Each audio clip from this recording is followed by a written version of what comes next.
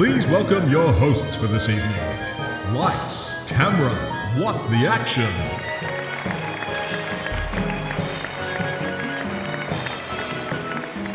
Welcome to Lights, Camera, What's the Action, the podcast. Yes, it's a podcast about betting on film and television awards. I'm Tony Coca-Cola over there. Well, he's already carving his name on the milkshake trophy. It's the Professor. Hello, Professor. Oh, you spoke too soon there, Tony, when I opened the kimono, but great to be here with you on the final episode, the final countdown.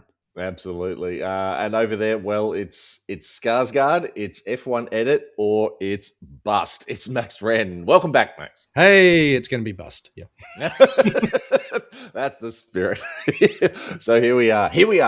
The final push before the big dance. No more voting. No more precursors. We are going to reveal all our Oscar bets. And of course, we're going to see if there's anything left to nibble on as we reach the end of award season 2025-26.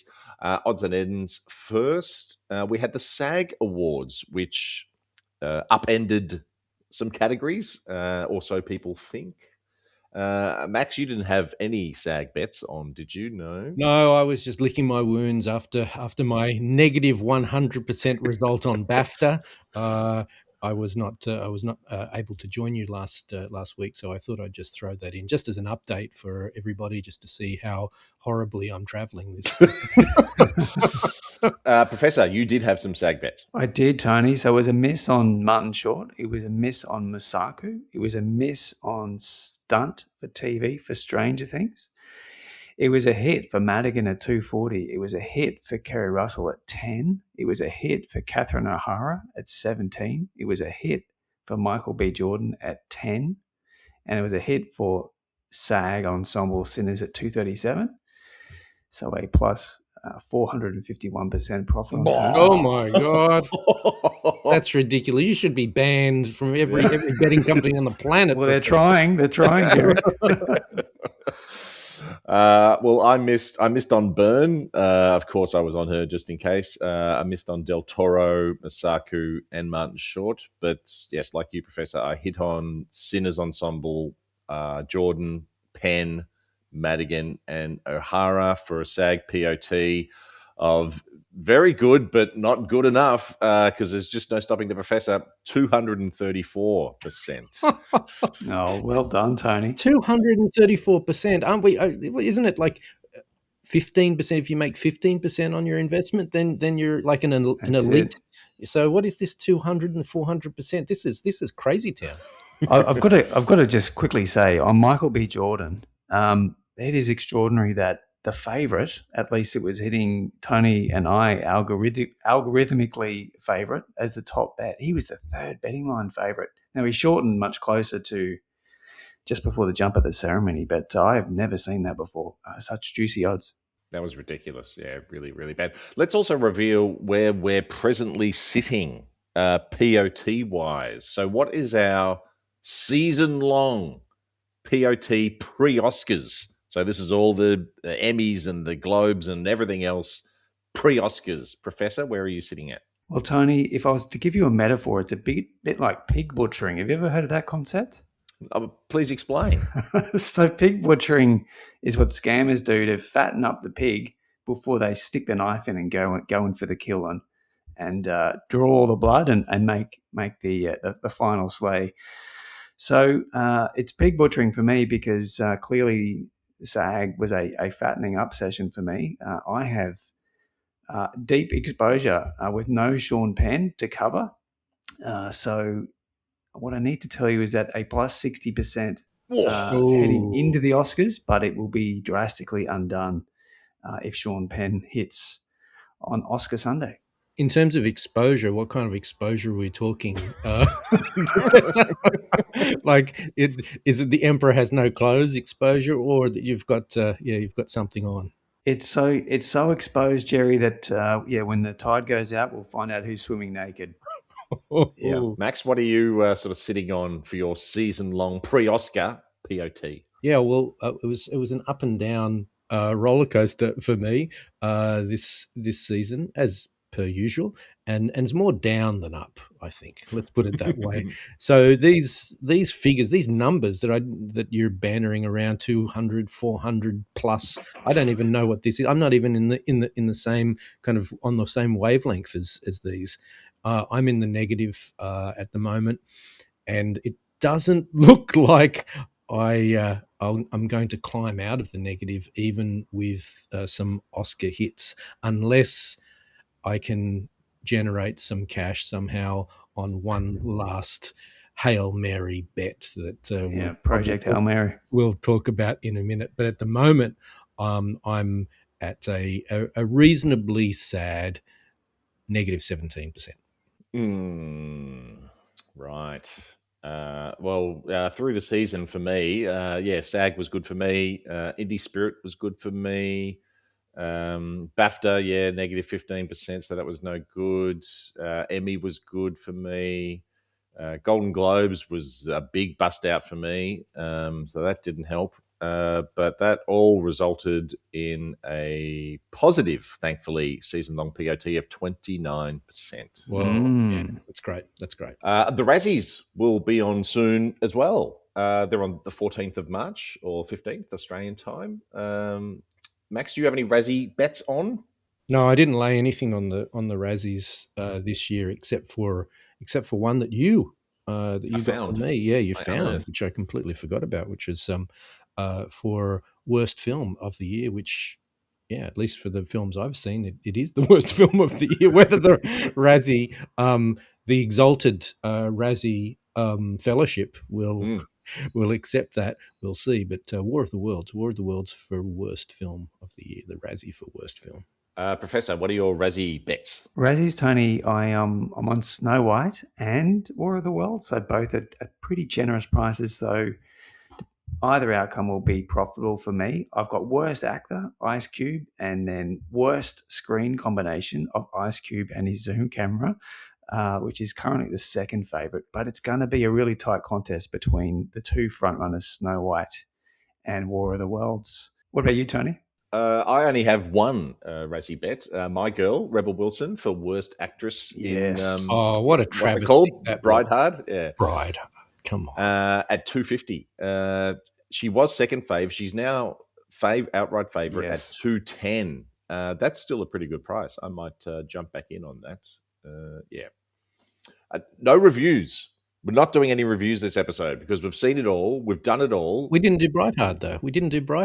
The milkshake loser has to watch Bride Hard. And I should remind you, I did make it through the whole season without watching Weapons.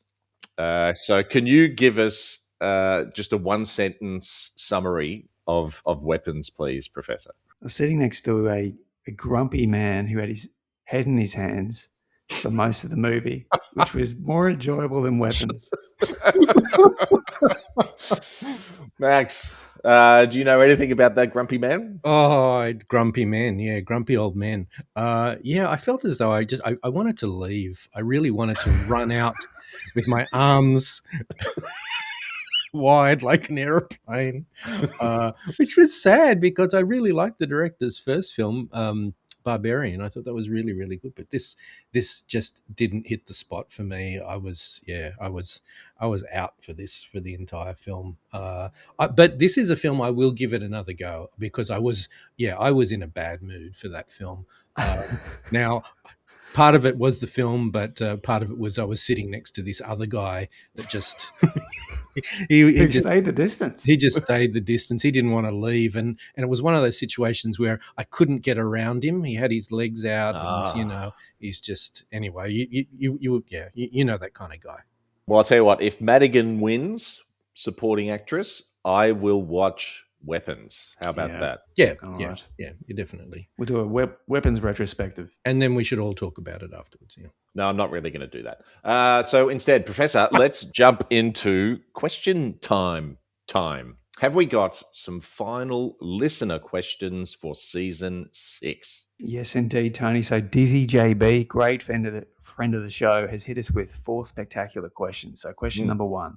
Who is going to come out on top this year, SAG or BAFTA? Yeah, I think it's going to be more BAFTA than SAG. SAG is now skewed so heavily by its AFTRA component, which is just, this mixed bag of media people. There's DJs, there's TV Influencers. journalists, there's singers, there's dancers, there's stunt performers, voiceover artists. It pitches so much broader than it used to be, and it used to be like really, really broad anyway. Overall, I think what the question is really getting at is, I think there's going to be more One Battle success than Sinners success. Yeah, I would agree with that. Yeah. In that context, I agree too. Yeah.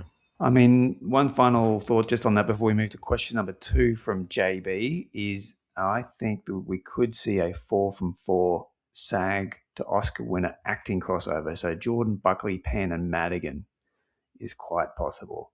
So question number 2, would a Michael B. Jordan acting win propel Sinners to Best Picture, or is Penn enough for One Battle after another?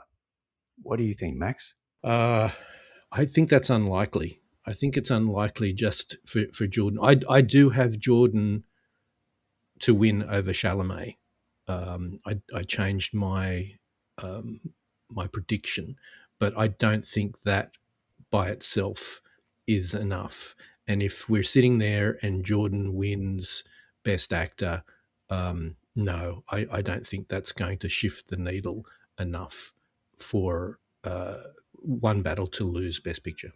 Yeah, I think Sinners certainly needs a Jordan win for it to also win picture. Yeah, I think it's essential. If Jordan doesn't win, then there's just no chance. Yeah, true. But I think I probably agree with you, Max. Is that enough? I don't think One Battle needs an acting win for it to win picture. There's this really strong stat. 7 of the last 10 Best Picture winners have also had an acting winner. Now that's strong. It's not unassailable though. So what were the outliers there? We had Parasite, which was just an unstoppable awards force, which Sinners is not. We had The Shape of Water, this sort of heartbreaking fairy tale that was that had a wide audience, which Sinners is not.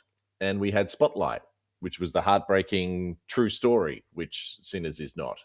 The past few years have repeatedly shown us that stats are not as reliable as they once were, because the Academy membership is just changing so rapidly. So even if Penn misses and if Taylor misses, I think One Battle still has director and adapted screenplay to push it to the picture win. So yeah, Coogler's going to have to win director, I think, for it to win picture. And that's not happening. Nah.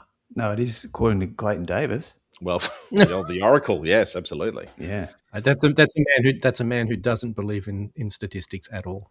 No. just the applause meter, Jerry. Yeah. Read the room. Yep. So, One Battle after another, let's just look at the evidence. It is won Critics' Choice Award, Best Film, BAFTA, Best Film, PGA, Best Film, and there's one other there that I'm missing. SAG Ensemble went to Sinners, and Michael B. Jordan won actor at SAG as well. So that's its only real sort of major precursor win. And don't forget DGA. I think you have to throw that out. It's really significant for One Battle. So there is a bump. There's no doubt about it. Critically in the Oscar voting window for Sinners.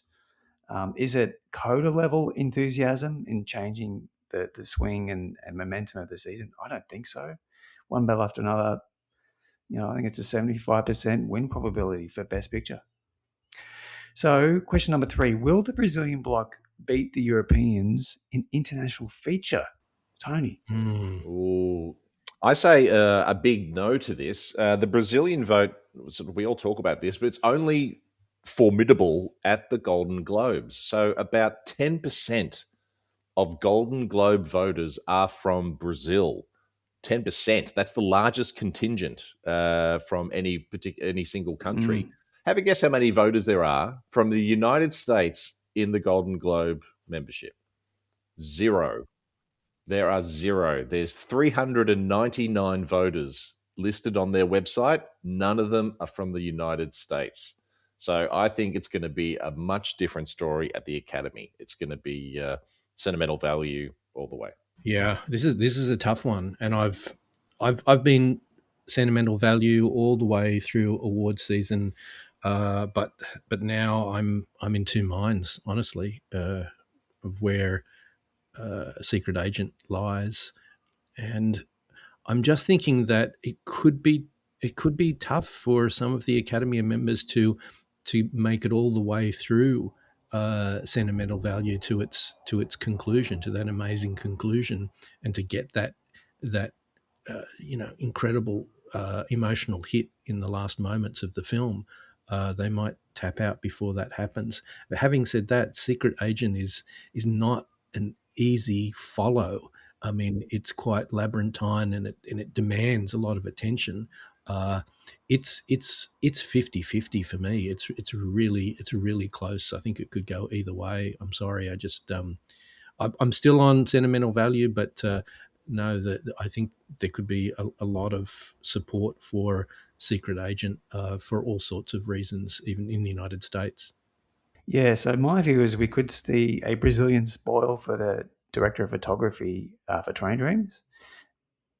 But sentimental value versus the Secret Agent for international feature, I think sentimental value is just an easier watch. And it did pop up in some unusual places on nominations day. So Fanning got a nomination, editing got a nomination. So Ampus clearly liked it. I think it's just a bit more digestible in comparison with the Secret Agent.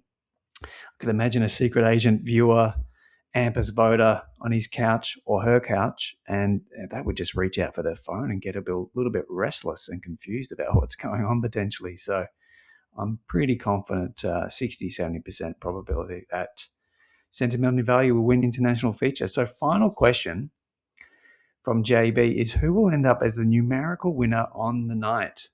So that's more Oscar wins for one battle after another, or will it be Sinners? Well, let's have a look. Best case scenario for one battle. Now, best case that's not unreasonable.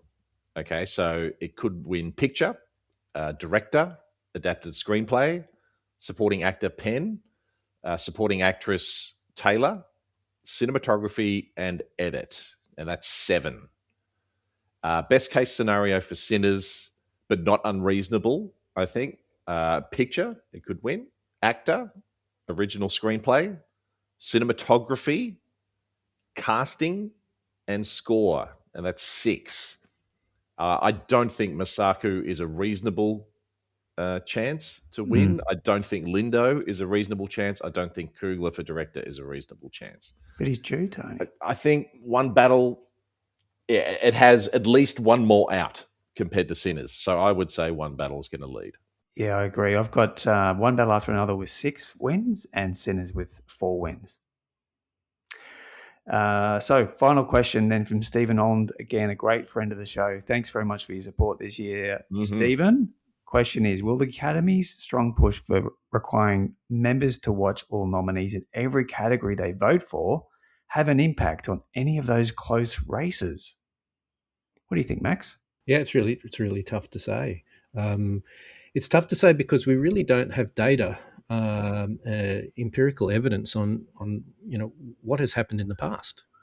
So how do we know how things will change?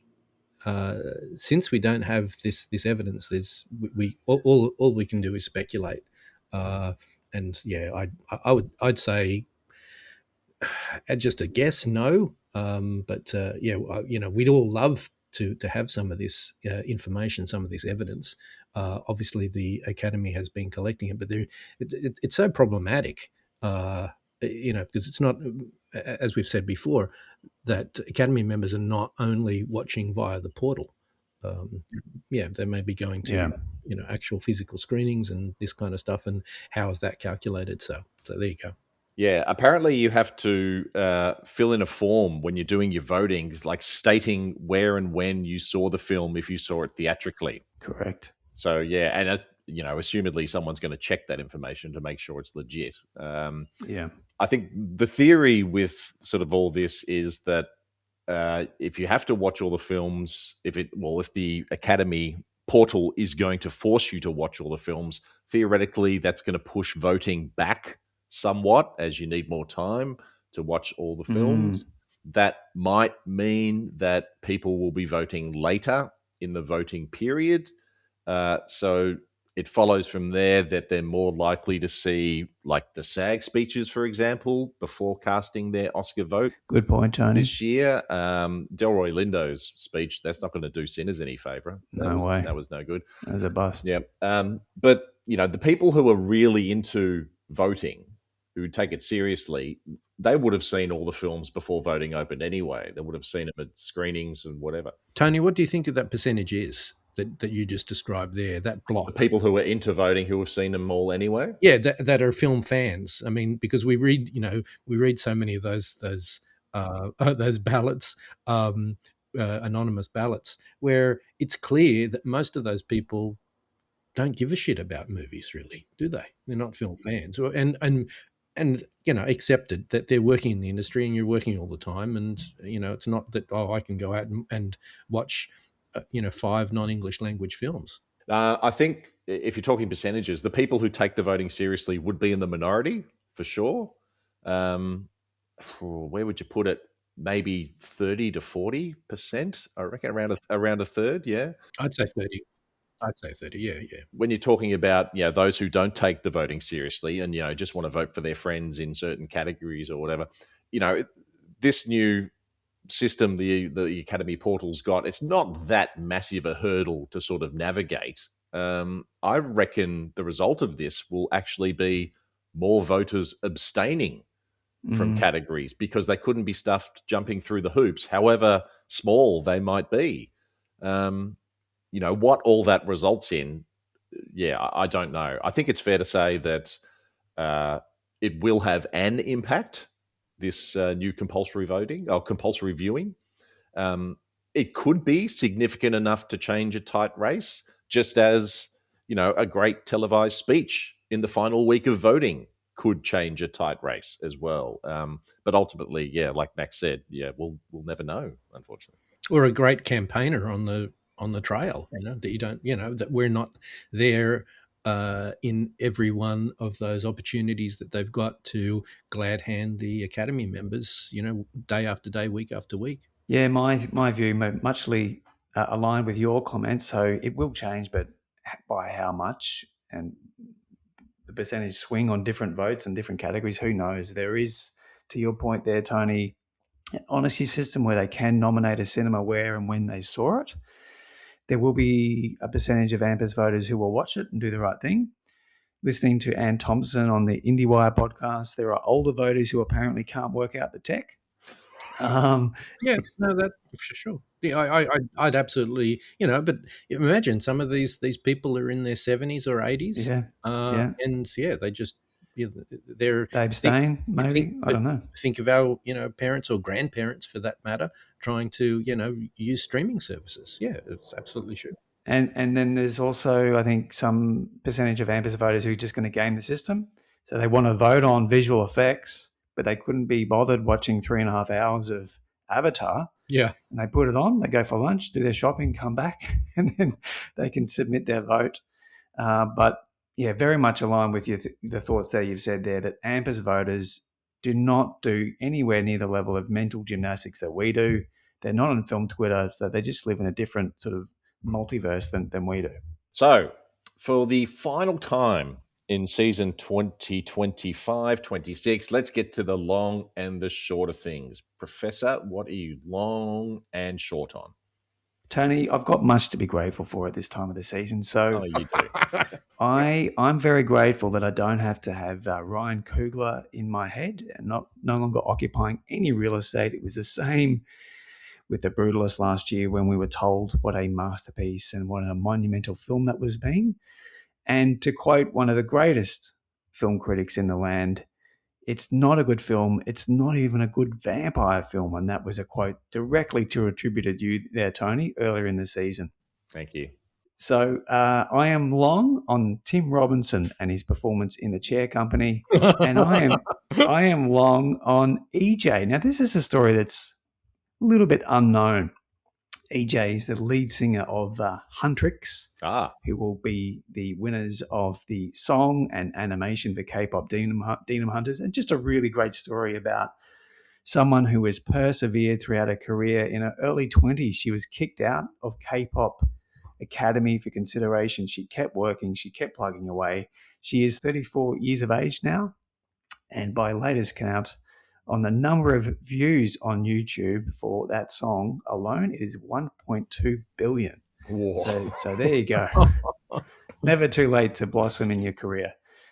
Short is just avoid X at all costs for your mental health over the Yes. next few days. Who you will be told that Best Picture is still a race, and you will be no doubt seeing a lot of content for the love and the importance of one of the great supposed American films of the year, which is Sinners. Lovely. Max, what are you long and short on? I'm long at the moment on filmmakers taking big swings, taking risks. I was lucky enough, thank you, Tony, to watch Megadoc over the week, the documentary on Francis Ford Coppola's, the making of Francis Ford Coppola's Megalopolis.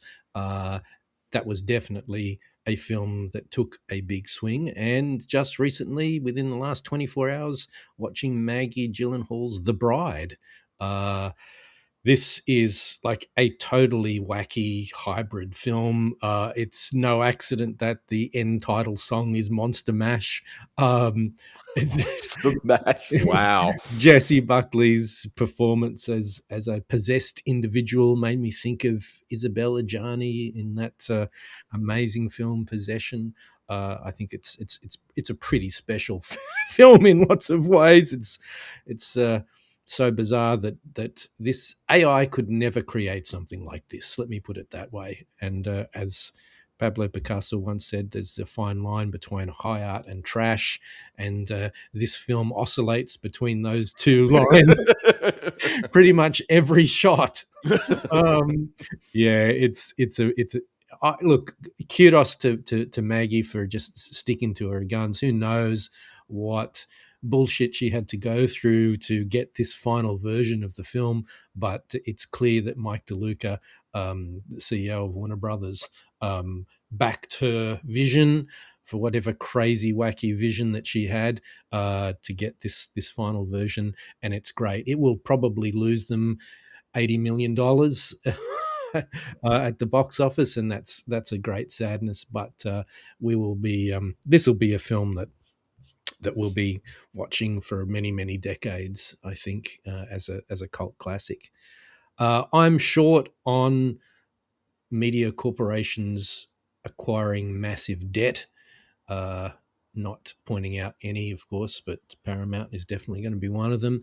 And then this leads to the potential for far less risk taking for filmmakers. So, at the moment we can get a crazy, wacky film like The Bride at Warner Brothers, even a film like One Battle After Another, $100 million film.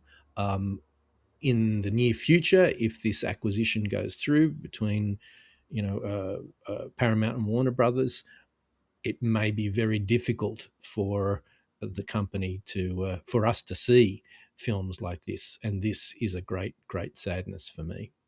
I am long on this award season almost being over. Just shut up and take my money already. I'm done. Just get it over with. And I am short on two This never changes for me. I'm short on two Australian bookmakers. I'm short on Tab, and I'm short on BetRight. Here's just a complete hypothetical for you.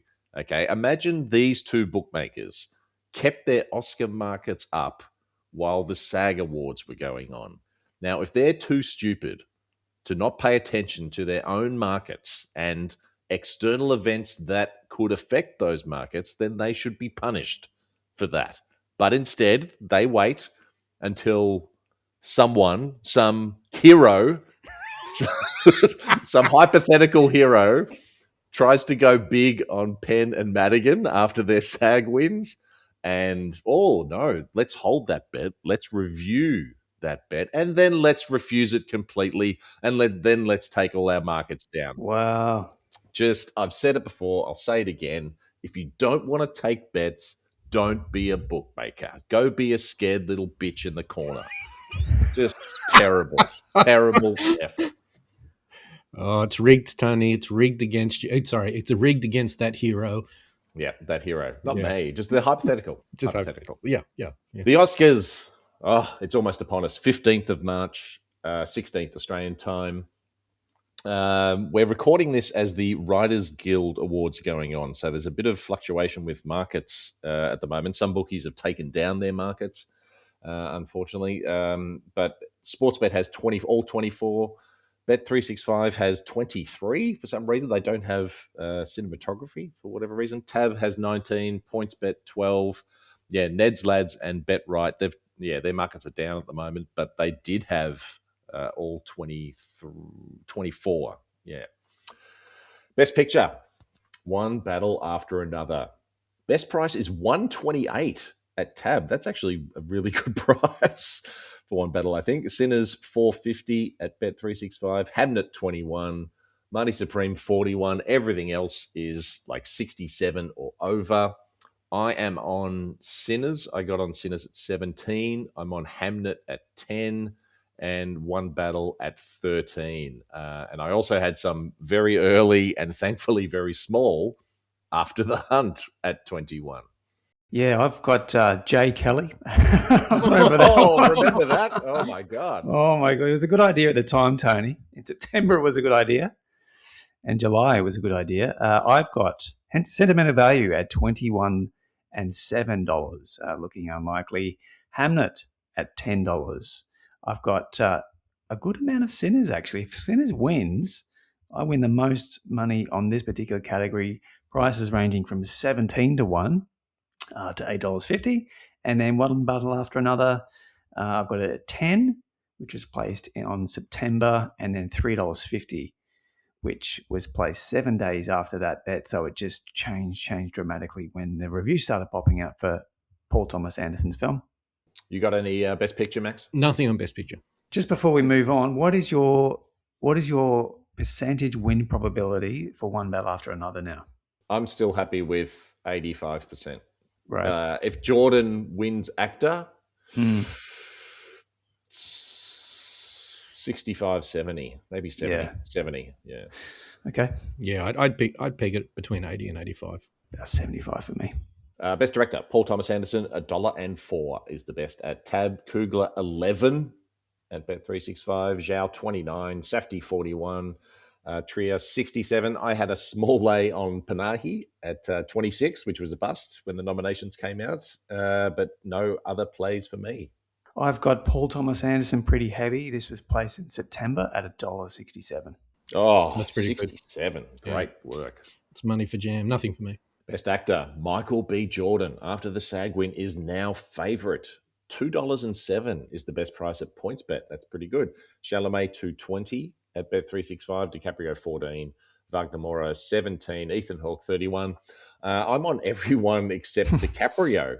I got Chalamet at 4. I got Jordan beautiful. at 15. Oh, And I got cover with Moura at 17 and Hawke at 26. When did you get Jordan at 15? That's brilliant. First of the first, New Year's Day.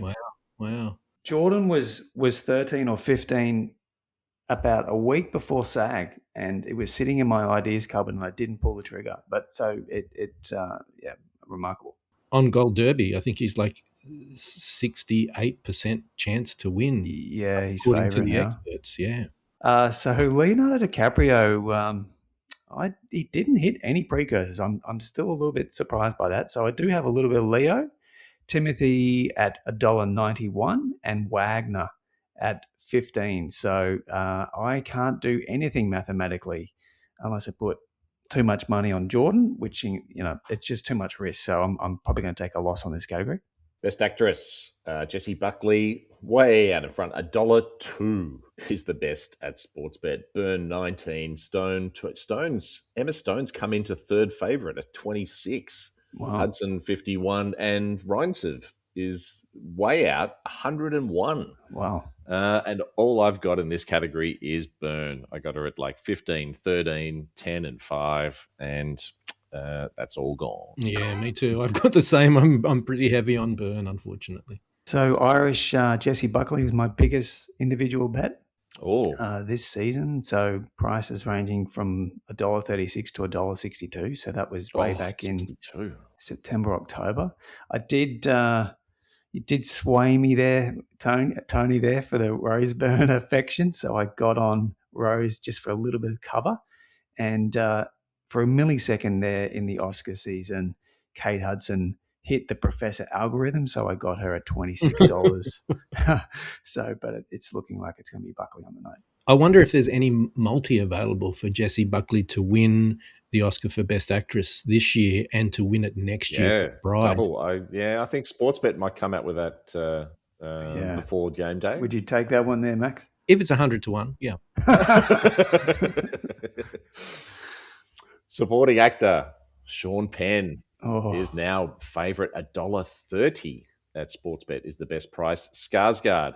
Oh, we were clambering when he was paying like $2. He's now out to $5 at Sportsbet.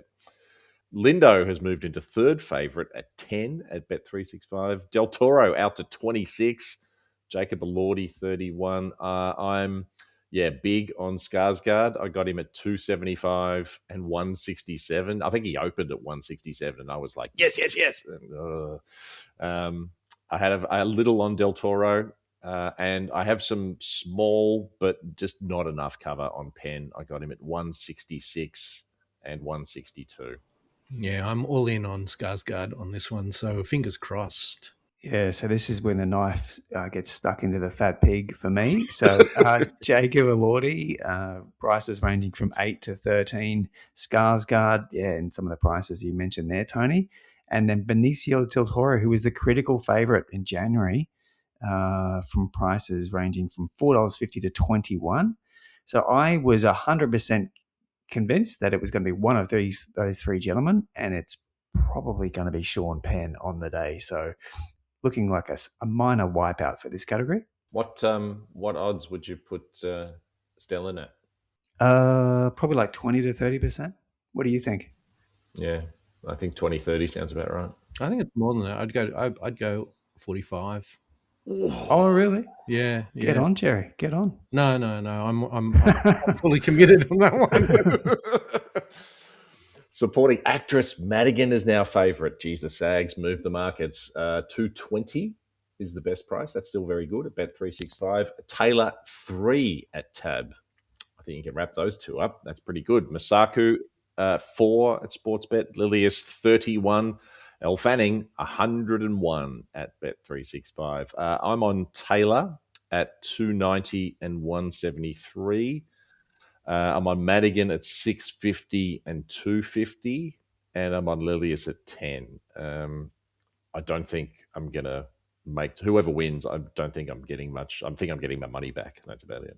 Yeah, this looks like a break even for me too, Tony. How interesting this year that supporting actress and supporting actor, we didn't have a runaway sort of favorite. We've seen that on so many occasions in previous years.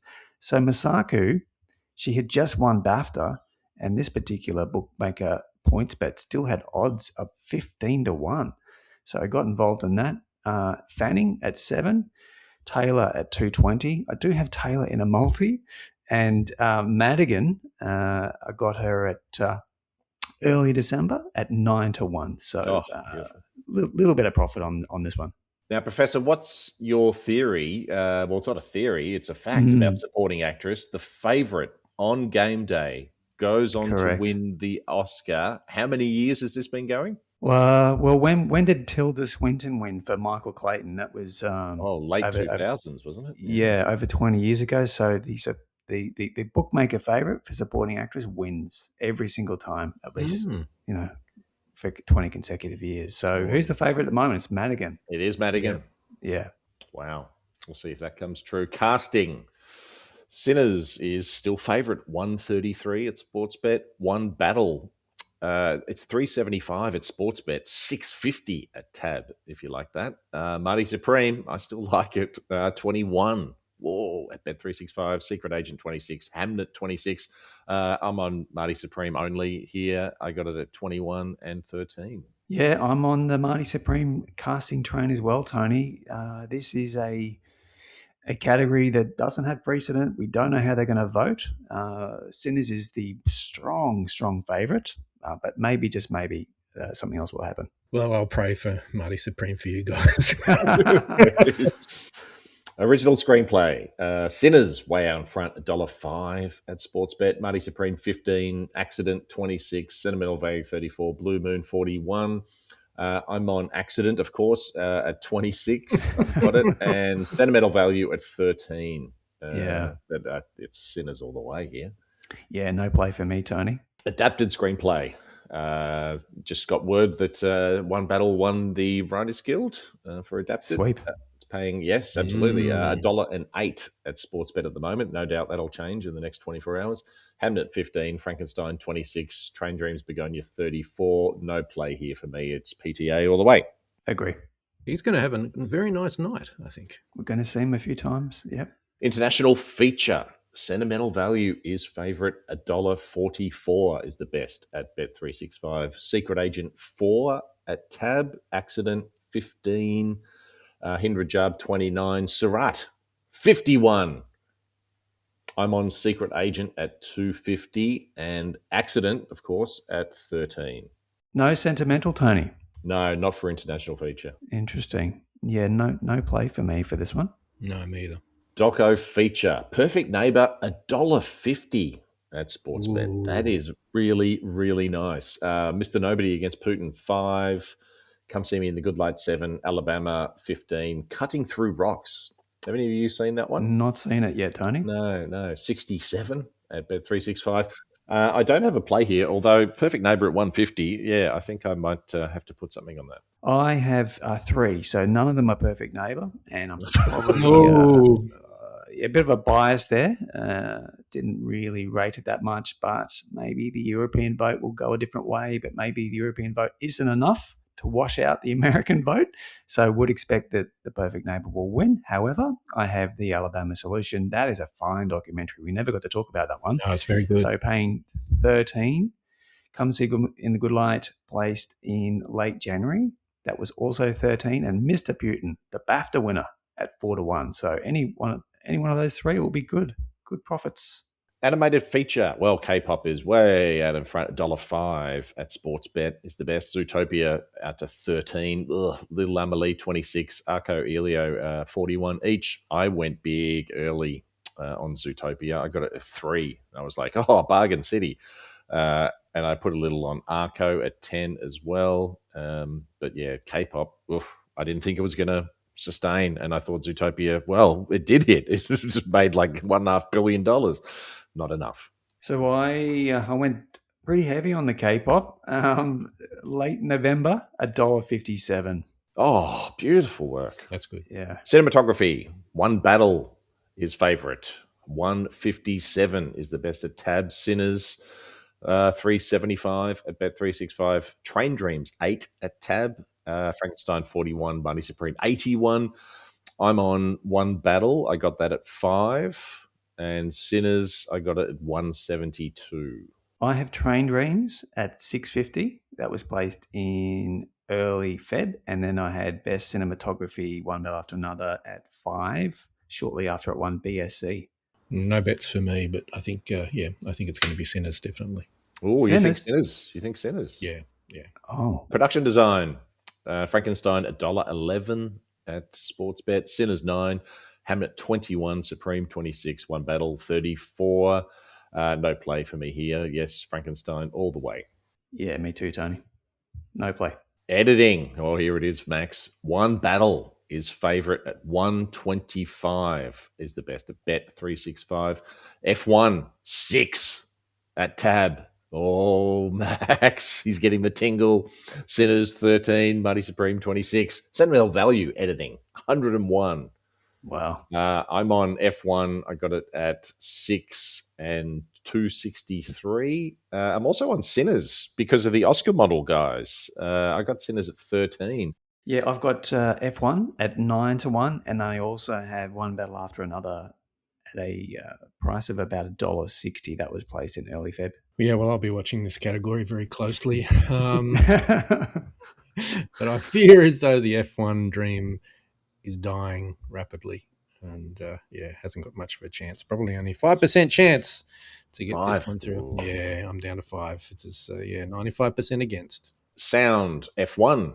This is where F1's going to do well. $1.17 favourite at Sportsbet is the best. Sinners 8. Surratt moved into third favourite. 17 at Tab. One battle 26. Frankenstein 41. No play here for me. It's F1 all the way. I agree. However, the Oscar model guy is going to Ooh. put a low investment in their mathematics. So we had F1 overnight win a precursor. However, Sinners is 8-1, so just a small level of conviction there. Original score. Sinners is just unbeatable here. $1.04 at Sportsbet is the best. One battle. Poor Johnny Greenwood. 13 at Bet365. Begonia 41. Hamnet 51. Frankenstein 51. Yeah, Sinners all the way. No play here for me. Agree. Original song.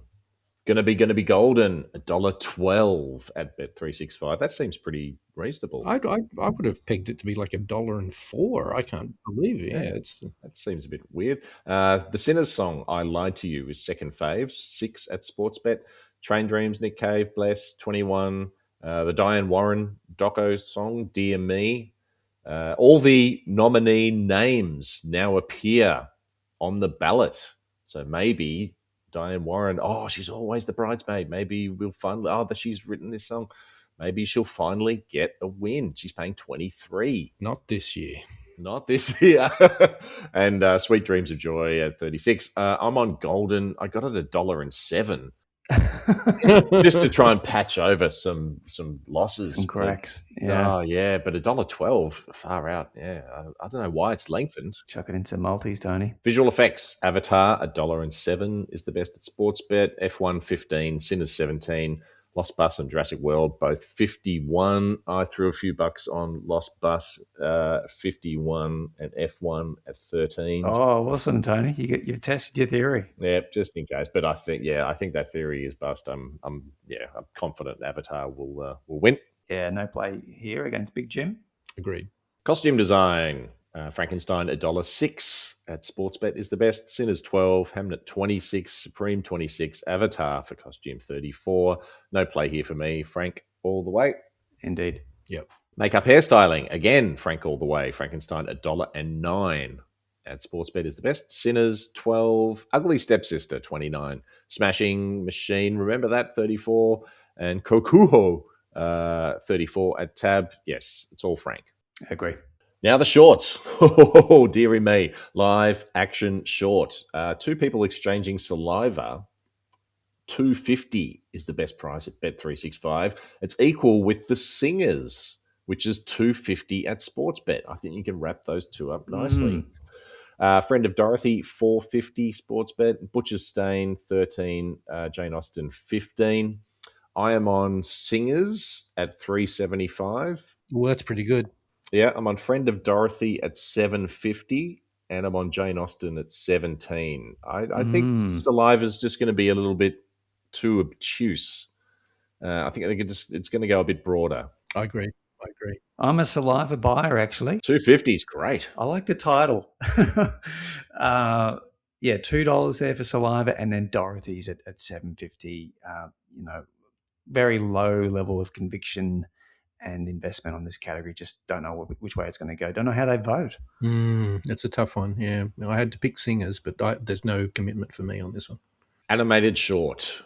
Butterfly is still the favorite. $2.25 is the best at Bet365. Girl Who Cried Pearls out to $3.20 at Sportsbet. That's nice. Retirement Plan $5.50. Forever Green 11. Three Sisters 21. I'm on Butterfly at $2.25, and I'm on Girl Who Cried Pearls at $2.20. I might jump back on Pearls at $3.20. You're going to do well in the shorts, Tony. You got some great coverage and prices there. We'll see. Yeah. Famous last words. We get to the next category. Yeah. I've got Pearls. I think it's just technically superior to the other contenders. It's also got the best title. The price now in retrospect, which I placed in late January at $2.20, not as good as $3.20. No one's got retirement plan? Clayton does. Yeah, I've got retirement plan too. Do it for the win. Yeah, for the win. Yeah. Okay. And then documentary short. All the Empty Rooms still at $1.90 at Bet365. Armed only with a camera, 360 at Sportsbet. Perfectly Strangeness, the donkey one. Oh, It moved into third favourite somehow. Wow. you moving markets, Tony? You're on the donkey. Certainly not me. $5.50. Riding the donkey. The Devil is Busy, the abortion one, out to $8. Too hard. No, it's tough. And then Children No More, 26. I have gone very large on Empty Rooms. I got it at 225, at 2, and at 190. No cover, all in. Bang. Yeah, I think I need to follow that advice, Tony. Absolutely. It's just too good to be true. It's too good to be true. This is the fill up, the empty fill up. So go to $2.20, $1.83 for me. I am too much of a coward to go anywhere near your level of investment. So I hope you guys win on the day. Come on, Netflix. Right then, let's finish up with our best bets, our final best bets, our final actions, family values. Professor, what have you got? Tony, I don't have any formal bet recommendations actually. So what are you doing here? You know, if you can sniff out a bit of Jordan, and he is still second line betting favorite. So just check your local bookmaker there. It's a price that's quickly plummeting. There's a lot of public money coming in for Sinners, and then all the Empty Rooms. Just because I've spoken about it over the last 2 previous podcasts, that continues to be a high level conviction. As you say, they're really good prices, but enjoy Oscars Sunday, everyone. It's been a blast. Professor, this is poor form from I you. couldn't wait. I was waiting for 17 different Yes. options. The meat on the bone. Where's the meat on the bone? It's all priced in. There's not much. It's very, very, very lean meat at this time of the season there, Jerry. Oh, all the Empty Rooms is not lean meat. Come on, that's the way to go. I've already bet on it. But what do you guys got? Max? Yeah, as we just said, all the Empty Rooms. Let's just go crazy. You'll know very soon. Yeah. It's gonna, very soon there, Jerry, how your day's going to go out. Thank you. Well, I've got quite a few. Best Actor, Jordan, $2.05 at PointsBet. I think that's good. Supporting Actress, I think you can wrap up Madigan and Taylor. Madigan, $2.20 at Bet365 and Taylor, $3 at Tab. I think they're both good. Casting, Marty Supreme, 21 at Bet365. Yes, no one knows how it's going to play. Doco Feature, Perfect Neighbor, $1.50 at Sportsbet. Yes. Live, and then the shorts. Live action short. I think you can wrap up Saliva at $2.50 Bet365 and the Singers, $2.50 at Sportsbet if you can get enough on. Doco short, yes, all the Empty Rooms, $1.90 at Bet365. It's the overwhelming favourite everywhere. $1.90 just seems, just completely wrong. Animated short, I think you can wrap up Butterfly and Girl Who Cried Pearls. Butterfly, $2.25 at Bet365 and Pearls at $3.20 at Sportsbet. And that is all. Oh, thank you for listening. Well, thank you, Professor. Thank you, Tony. We'll be back for a post-Oscars wrap-up and who won the milkshake plus other rewards. Looking forward to it. Yes, thank you, Max. Good luck, gentlemen, and good luck to all the listeners. Yes, we're at lightscamerawhatstheaction.com. We're at Twitter, Facebook, YouTube at LCWT Action. Good luck to us all. Yes, hope you pick a winner. Hope you pick many multiples of winners, and preferably all together in a big, big multi. And remember, it's a thrill to be nominated, but it's even better to be compensated.